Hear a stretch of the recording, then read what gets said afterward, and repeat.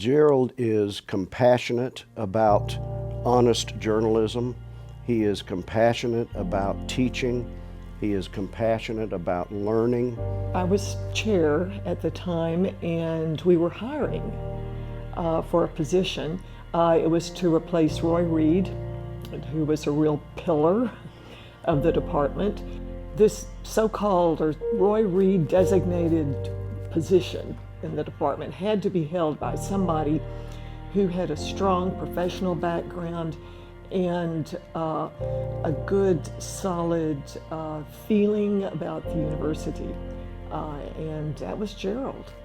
Gerald used to tell me stories about his teaching, what he was teaching a certain semester, but the stories that he told the most were about his students after they graduated and where they went.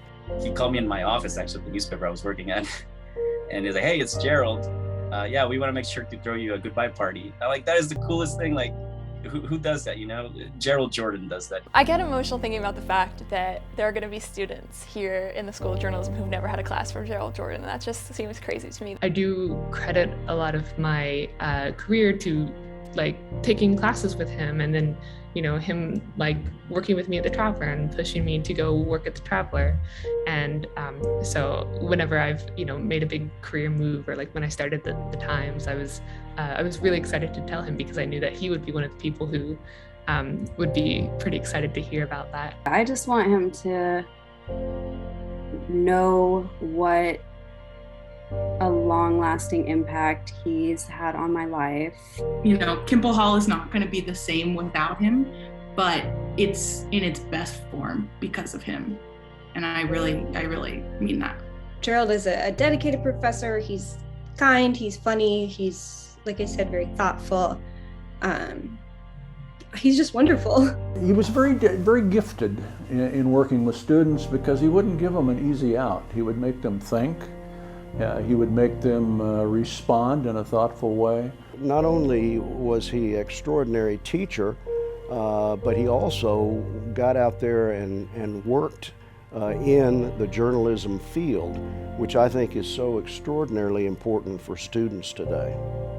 Gerald has one quality that really makes him stand out, and that is he's a consummate newspaper man. His experiences have been interesting, and he can draw on all kinds of interactions to teach.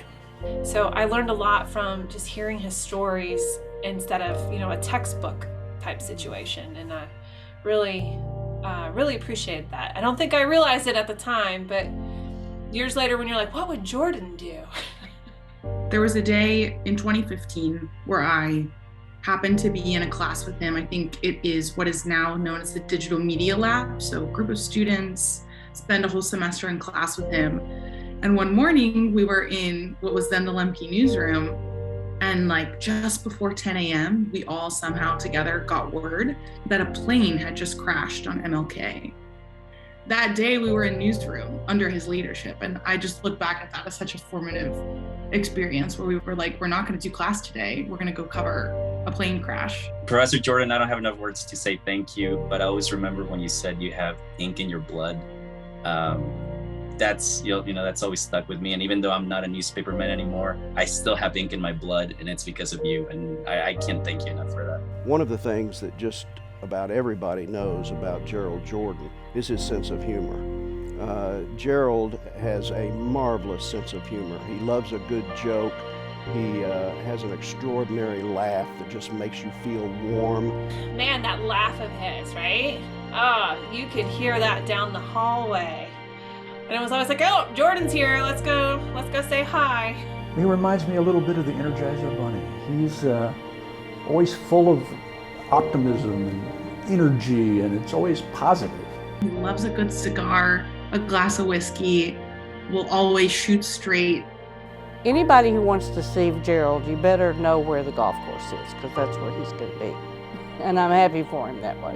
I wish you, many years of just enjoying yourself in the golf course, smoking the finest cigars, hanging out at the best locations. You've earned every second of it, and so much more, because you've done so much for so many people.